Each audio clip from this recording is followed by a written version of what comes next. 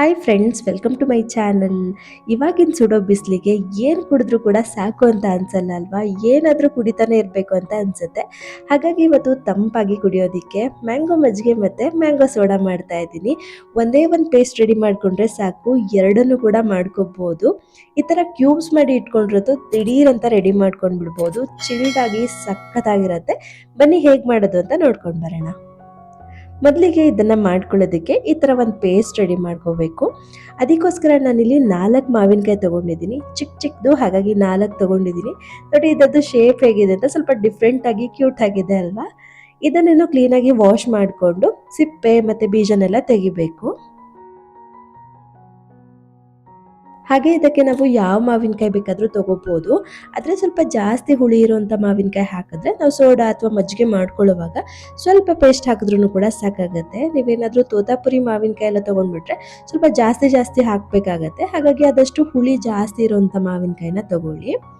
ನಾನಿಲ್ಲಿ ಇದ್ದದ್ದು ಸಿಪ್ಪೆನೆಲ್ಲ ತೆಕ್ಕೊಳ್ತಾ ಇದ್ದೀನಿ. ನೀವೇನಾದರೂ ತೋತಾಪುರಿ ಮಾವಿನಕಾಯಿ ತೊಗೊಂಡ್ರೆ ಈ ಥರ ಸಿಪ್ಪೆನೆಲ್ಲ ತೆಗೆಯೋ ಅಗತ್ಯ ಇಲ್ಲ, ಹಾಗೆಯೇ ರುಬ್ಕೋಬೋದು. ಇದು ಸ್ವಲ್ಪ ಒಗರು ಮತ್ತು ಕಹಿ ಎಲ್ಲ ಇದೆ, ಹಾಗಾಗಿ ನಾನು ಸಿಪ್ಪೆನ ತೆಗೆದು ಕಟ್ ಮಾಡ್ಕೊಳ್ತಾ ಇದ್ದೀನಿ. ಬೀಜನೂ ಕೂಡ ತೆಗೆದ್ಬಿಡ್ತೀನಿ. ತುಂಬ ಎಳೆತಿದೆ, ಹಾಗಾಗಿ ಈ ಥರ ಕಟ್ ಮಾಡಿಕೊಂಡು ಬೀಜನೆಲ್ಲ ತೆಗಿತಾ ಇದ್ದೀನಿ. ಎಲ್ಲನೂ ಇದೇ ಥರ ಕಟ್ ಮಾಡಿ ಇಟ್ಕೊಂಡಿದ್ದೀನಿ. ಇದನ್ನಿನ್ನು ರುಬ್ಕೊಳ್ಳೋಣ. ಹಾಗೆ ಇದ್ರ ಜೊತೆಗೇನೆ 2 ಹಸಿಮೆಣಸು ಕೂಡ ಹಾಕ್ಕೊಳ್ತಾ ಇದ್ದೀನಿ. ಮತ್ತು ಇದಕ್ಕೆ ಫ್ರೆಶ್ ಆಗಿರೋಂಥ ಪುದೀನ ಕೂಡ ಸೇರಿಸ್ಕೊಳ್ತಾ ಇದ್ದೀನಿ. ಒಂದು 4 ಕುಡಿ ಸೇರಿಸ್ಕೊತೀನಿ ಸಾಕು. ತುಂಬ ಹಾಕಿಬಿಟ್ರೆ ಇದ್ರದ್ದೇ ಫ್ಲೇವರ್ ಮುಂದೆ ಆಗಿಬಿಡುತ್ತೆ, ಹಾಗಾಗಿ ಸ್ವಲ್ಪ ಹಾಕಿದ್ರೆ ಸಾಕು.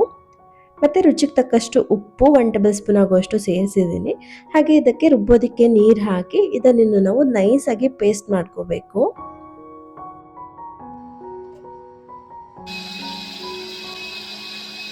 ಇದನ್ನು ನೈಸಾಗಿ ರುಬ್ಕೊಂಡು ತೊಗೊಂಡಿದ್ದೀನಿ.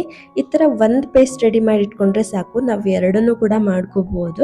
ನೋಡಿ ನಾನಿಲ್ಲಿ ಈ ರೀತಿ ರುಬ್ಕೊಂಡಿದ್ದೀನಿ. ಇವಾಗ ಪೇಸ್ಟ್ ರೆಡಿ ಆಯಿತು. ಇದರಲ್ಲಿನೂ ಮಜ್ಜಿಗೆ ಮಾಡ್ಕೊಳ್ಳೋಣ. ಫಸ್ಟು ಮಜ್ಜಿಗೆ ಮಾಡಿ ತೋರಿಸ್ತೀನಿ, ಆಮೇಲೆ ಸೋಡಾ ಮಾಡೋಣ. ಇದಕ್ಕೆ ಒಂದು ಗ್ಲಾಸ್ಗೆ ಸ್ವಲ್ಪ ಐಸ್ ಕ್ಯೂಬ್ ಹಾಕ್ಕೊಂಡಿದ್ದೀನಿ. ಹಾಗೆ ಇದಕ್ಕೆ ರುಬ್ಬಿಟ್ಕೊಂಡಿರೋ ಪೇಸ್ಟ್ 2 ಟೀ ಸ್ಪೂನ್ ಆಗೋಷ್ಟು ಸೇರಿಸ್ಕೊಂಡಿದ್ದೀನಿ. ಹಾಗೆ ಇದಕ್ಕೆ ಒಂದು ಅರ್ಧ ಹೋಳು ನಿಂಬೆ ರಸ ಸೇರಿಸ್ಕೊಳ್ತಾ ಇದ್ದೀನಿ. ಅರ್ಧ ಹೋಳು ಪೂರ್ತಿ ಏನು ಬೇಡ, ಸ್ವಲ್ಪ ಹಾಕಿದ್ರೆ ಸಾಕು. ಹಾಗೆ ಇದಕ್ಕೆ ಮಜ್ಜಿಗೆ ಹಾಕ್ಕೊಳ್ತಾ ಇದ್ದೀನಿ. ಮಜ್ಜಿಗೆ ಇಲ್ಲ ಅಂತಂದರೆ ಮೊಸರನ್ನೇ ಸ್ವಲ್ಪ ಮಿಕ್ಸಿ ಮಾಡಿಕೊಂಡು ಸೇರಿಸ್ಕೋಬೋದು. ನಾನು ಕೂಡ ಹಾಗೆ ಸೇರಿಸ್ಕೊಂಡಿರೋದು. ಇವಾಗ ಮಾವಿನಕಾಯಿ ಮಸಾಲ ಮಜ್ಜಿಗೆ ರೆಡಿ ಆಯಿತು. ಚಿಲ್ಡಾಗಿ ಸಖತ್ತಾಗಿರುತ್ತೆ ಈ ಬಿಸಿಲಿಗೆ ಕುಡಿಯೋದಕ್ಕಂತೂ. ಯಾವ್ಯಾವುದೋ ಜ್ಯೂಸ್ ಎಲ್ಲ ತಂದು ಅನ್ಹೆಲ್ದಿಯಾಗಿ ಕುಡಿಯೋದಕ್ಕಿಂತ ಈ ಥರ ಮನೇಲೇ ಹೆಲ್ದಿಯಾಗಿ ಟೇಸ್ಟಿಯಾಗಿ ಮಾಡ್ಕೋಬೋದು. ಇದರದ್ದು ಕ್ಯೂಬ್ಸ್ ಹೇಗೆ ಮಾಡಿಟ್ಕೊಳ್ಳೋದು ಅಂತ ಲಾಸ್ಟಲ್ಲಿ ತೋರಿಸ್ತೀನಿ, ಅದನ್ನು ಮಿಸ್ ಮಾಡ್ಕೋಬೇಡಿ. ಇವಾಗ ಇದರಲ್ಲಿ ಸೋಡಾ ಹೇಗೆ ಮಾಡೋದು ಅಂತ ನೋಡೋಣ. 1 ಗ್ಲಾಸ್ಗೆ ಸ್ವಲ್ಪ ಐಸ್ ಕ್ಯೂಬ್ ಹಾಕಿದ್ದೀನಿ. ಹಾಗೆ ಇದಕ್ಕೆ 2 ಟೀ ಸ್ಪೂನ್ ಆಗುವಷ್ಟು ರುಬ್ಬಿಟ್ಕೊಂಡಿರೋ ಮಾವಿನಕಾಯಿ ಪೇಸ್ಟು, ಮತ್ತು ಇದಕ್ಕೆ 1/4 ಟೀ ಸ್ಪೂನ್ ಆಗುವಷ್ಟು ಚಾಟ್ ಮಸಾಲ ಹಾಕ್ತಾ ಇದ್ದೀನಿ. ಇದರಲ್ಲಿ ಚಾಟ್ ಮಸಾಲ ಒಂದೊಳ್ಳೆ ಟೇಸ್ಟ್ ಕೊಡುತ್ತೆ, ಹಾಗಾಗಿ ಇದನ್ನು ಸ್ಕಿಪ್ ಮಾಡಬೇಡಿ, ತುಂಬಾ ಚೆನ್ನಾಗಿರುತ್ತೆ ಹಾಕೋದ್ರಿಂದ. ನಂತರ ಇದಕ್ಕೆ ಸೋಡಾ ಸೇರಿಸ್ಕೊಂಡು ಮಿಕ್ಸ್ ಮಾಡಿಕೊಂಡ್ರೆ ಆಯಿತು. ಯಾವ ಬ್ರ್ಯಾಂಡ್ದು ಬೇಕಿದ್ರೂ ತೊಗೋಬೋದು. ಇದಕ್ಕೆ ಸೋಡಾ ಸೇರಿಸಿದ ತಕ್ಷಣವೇ ನಾವು ಇದನ್ನು ಕುಡಿದ್ಬಿಡ್ಬೇಕು, ಆವಾಗಲೇ ಮಜಾ. ಇಲ್ಲಾಂತಂದರೆ ಸ್ವಲ್ಪ ಹೊತ್ತು ಬಿಟ್ಟೆಲ್ಲ ಕುಡಿದ್ರೆ ಚೆನ್ನಾಗಿರಲ್ಲ ಇದು. ತುಂಬಾ ಚೆನ್ನಾಗಿತ್ತು, ನನಗಂತೂ 2 ಕೂಡ ಇಷ್ಟ ಆಯಿತು. ಹಾಗೆ ನಿಮ್ಗೆ ಯಾವ್ದು ಇಷ್ಟ ಆಯಿತು ಅಂತ ಕಮೆಂಟ್ ಮಾಡಿ.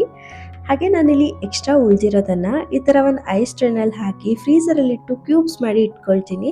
ಈ ಥರ ಕ್ಯೂಬ್ಸ್ ಮಾಡಿ ಇಟ್ಕೊಂಡ್ಬಿಟ್ರೆ ನಾವು ಇದನ್ನು ತಕ್ಷಣಕ್ಕೆ ರೆಡಿ ಮಾಡ್ಕೋಬೋದು. ಸೋಡಾ ಅಥವಾ ಮಜ್ಜಿಗೆಗೆ ಸೇರಿಸ್ಕೊಂಡು ಮಿಕ್ಸ್ ಮಾಡಿಕೊಂಡ್ರೆ ಆಗೋಯಿತು. ನೋಡಿ ಈ ರೀತಿ ಕ್ಯೂಬ್ಸ್ ಮಾಡಿ ಇಟ್ಕೊಂಡಿದ್ದೀನಿ. ಯಾರಿಗೆಲ್ಲ ಟೈಮ್ ಇರಲ್ಲ ಈ ಥರ ಮಾಡಿ ಇಟ್ಕೊಳ್ಳಿ, ದಿಢೀರಂತ ರೆಡಿ ಮಾಡ್ಕೊಂಡು ಬಿಡ್ಬೋದು ಮತ್ತು ತುಂಬ ದಿನ ಕೂಡ ಇಟ್ಕೋಬೋದು. ಹಾಗೆ ನಿಮಗೂ ಕೂಡ ಈ ವಿಡಿಯೋ ಇಷ್ಟ ಆಯ್ತು ಅಂತ ಅಂದ್ಕೊಳ್ತೀನಿ. ನಿಮಗೇನಾದರೂ ಈ ವಿಡಿಯೋ ಇಷ್ಟ ಆಗಿದ್ರೆ ಪ್ಲೀಸ್ ಒಂದು ಲೈಕ್ ಮಾಡಿ, ಶೇರ್ ಮಾಡಿ, ಸಬ್ಸ್ಕ್ರೈಬ್ ಮಾಡ್ಕೊಳ್ಳಿ ಅಂತ ಹೇಳ್ತಾ ಸಿಗೋಣ ಮುಂದಿನ ವಿಡಿಯೋದಲ್ಲಿ. Thanks for watching.